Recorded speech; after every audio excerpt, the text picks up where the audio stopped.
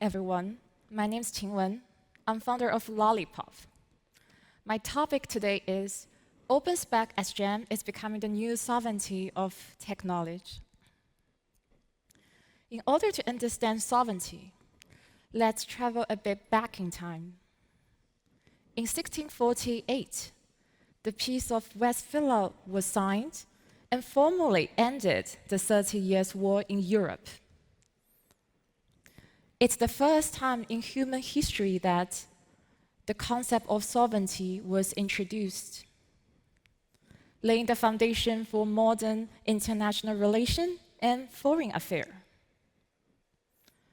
National sovereignty, in its simplest form, is the concept that a country has the supreme authority to govern itself without external interference.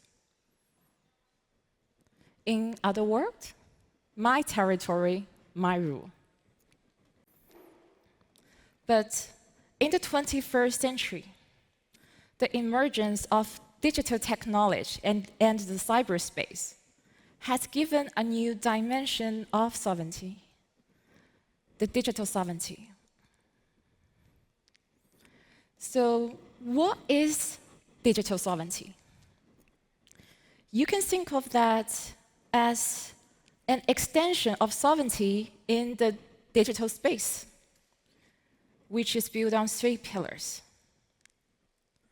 the technological sovereignty, the data sovereignty, and the digital rulemaking sovereignties. The unequal distribution, utilization, and the control of the big data resources has led to, and the digital infrastructure among the countries has led to the asymmetrics of the international income distribution and power structure, which ultimately creating the digital dilemma.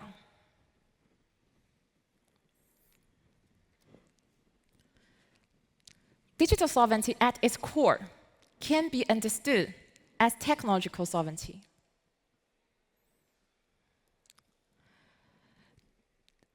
In other words, the world is still remain unequally fair. The digital superpowers is likely to monopolizing the critical technology that the digital peripheral countries has no choice but to rely on foreign technology.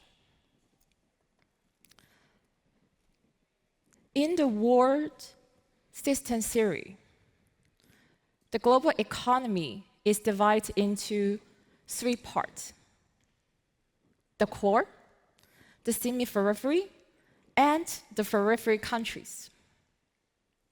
In terms of the digital power, the countries can be categorized into 3 types: digital superpower, emerging digital nation, and digital periphery countries. The economist Robert Waite described the digital dilemma as a new system of digital dependency. Shifting geopolitics landscape revealed the hidden risk of technological independence. When the critical technology being politicized, the complete self-sufficiency could also lead to technological isolation. Let's look at the numbers below. The 99% of global smartphone architecture is built on ARM. And the SWIFT handles more than $5 trillion a day for the cross-border transaction.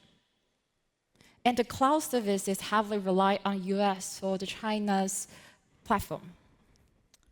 We all want tech sovereignty, but the numbers tells us a different story. So what is the solution? Collaboration is inevitable. As one of the many countries that has trapped in this dilemma, China's vision of collaborative sovereignty framework with international controllable nationalization, offering a balanced model for international consideration. China has offered a fresh perspective, pursuing core technological independence while advocating for global partnerships. To realize the goal, we must think of these two fundamental questions below in order to solve the digital sovereignty dilemma. The major one is how to build resilient digital infrastructure that is both autonomous and globally interconnected.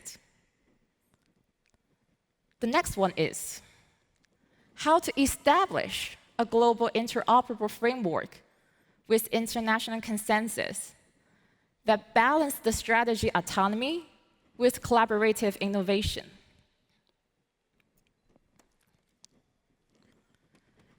The solution is the answer to the questions is being built on the infrastructure. We often heard about the world, open source software, where anyone can view, modify, or reuse the source code.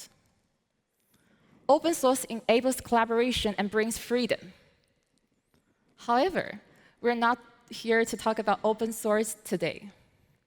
Instead, we're focusing on something more fundamental and strategic: open specification, open spec. Open source usually refers to the concrete implementation of software. Think Linux, Ethereum, TensorFlow, and Polkadot.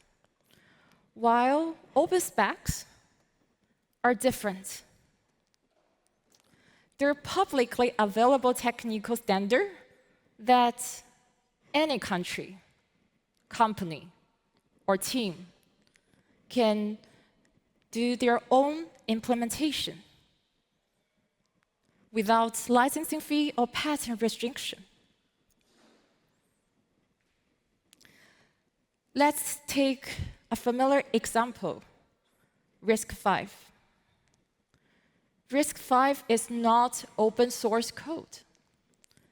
Instead, it's open processor instruction set architecture, which enables anyone to design chips based on that, without paying Intel or ARM's licensing fee that usually costs millions of US dollars. This truly lowers the barrier and breaks monopolies.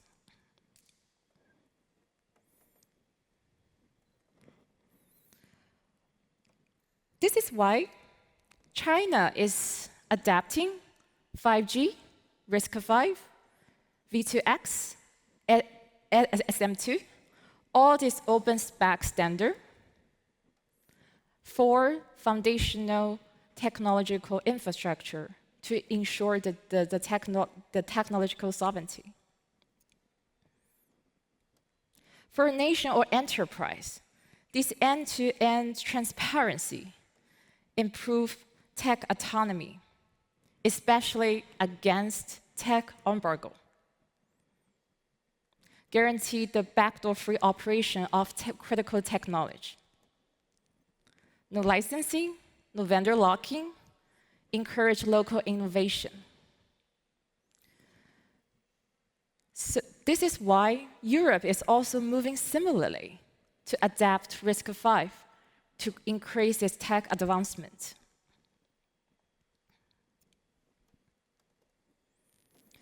If RISC-V is the open hardware foundation, I believe GEM is the open spec principle for Web3.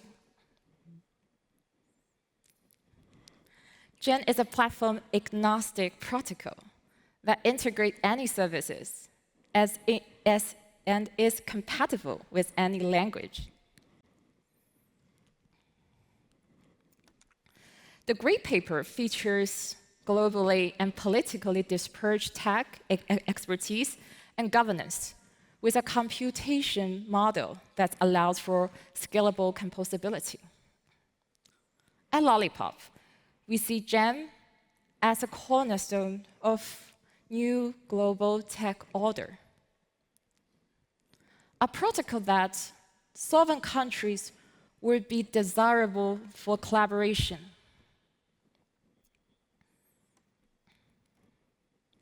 Let's start with GEM's groundbreaking innovation, the computation model. So the scalable computation model is achieved through minimum interface specification and modular architecture, which enable exceptional composability, flexible scalability, and seamless system interoperability. GEM's scale-out architecture has tackled hardware computation challenges through algorithm innovation, enabling CPU clusters to handle complex computation. This is why GEM is ideal for cost-sensitive countries. And the GEM service can be decoupled into three modular for computational layering and efficient coordination.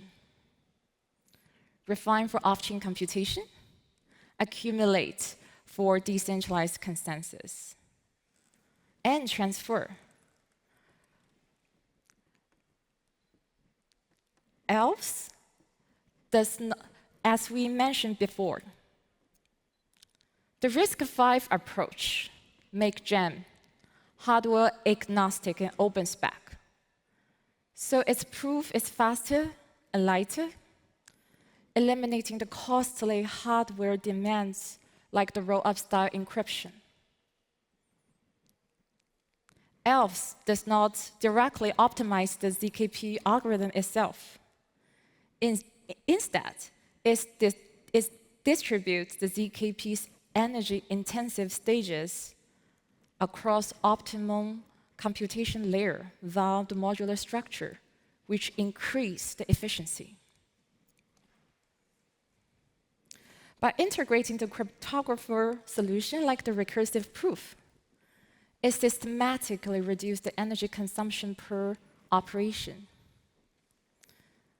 This design is suitable for complex depth that require multi-tech integration, such as privacy-preserving AI.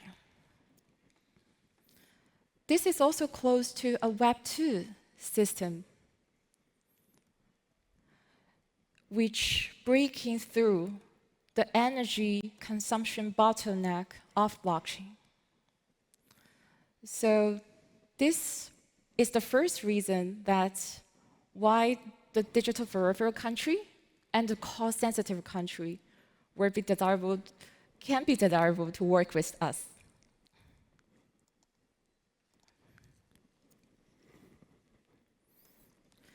We have to talk about the VM.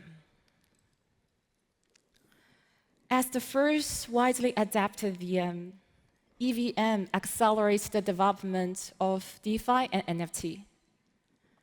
But its single-threaded design also creates the bottleneck. L2s don't add parallelism. Instead, there are the separate environments that inherit everything from the EVM. Solana, on the other hand, is a more advanced solution.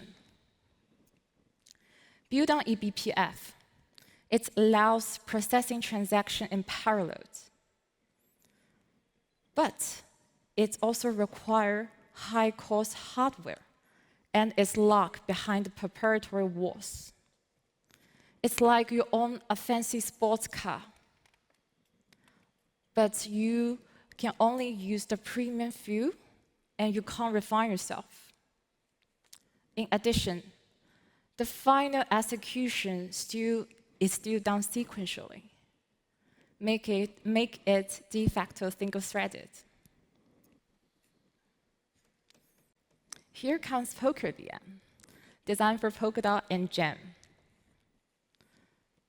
built on a completely different foundation, RISC-V RSA. So what makes Poker VM so special? I will summarize that into the 3 criteria: high performance, language flexibility, and hardware independence. Poker VM isn't just interpreted or emulated. It's compiled natively. This allows Poker VM to leverage the built-in CPU features, such as the pipelining, parallelism, and the efficient context switching. It can run contracts and logic in fully sandbox environments, much like a modern OS. Secondly, is the language flexibility, so developers do not need to be locked in one single language. No matter you're writing Rust, C++, Python, or even Go, Poker VM can compile directly into RISC-V bytecode. And the Solidity support is also available via Revive compiler. Since Poker VM is built on RISC-V ISA, it's portable. It can run from hardware performance server to low-cost embedded system. This is especially beneficial to IoT or DePIN scenario. The contract logic must run efficiently on a small devices. This is why Poker VM breaking free from the hardware constraint and sequential bottlenecks of SVM and EVM.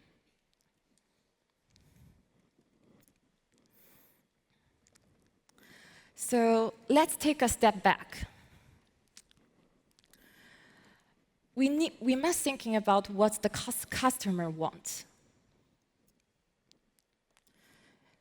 Imagine if you are a leader that managing a big country. If you is desirable for building a system, what aspect you will think of? What is the sovereign country-friendly architecture? I will summarize that in 3 scenarios. The first one is the permission-compliant environment that each jurisdiction will set its own rule. The second type is the permission environment, but retain the permissionless capability across interoperability. The third one is the cross-border direct interaction between all those permission environments. All these things sounds contradicted. Is there a solution? I think Gem probably is the only framework that can make all these opposite things happen simultaneously. Why? Gem integrates the P2P cross-chain and heterogeneous sharding to enable secure sovereign collaboration among the customizable environments.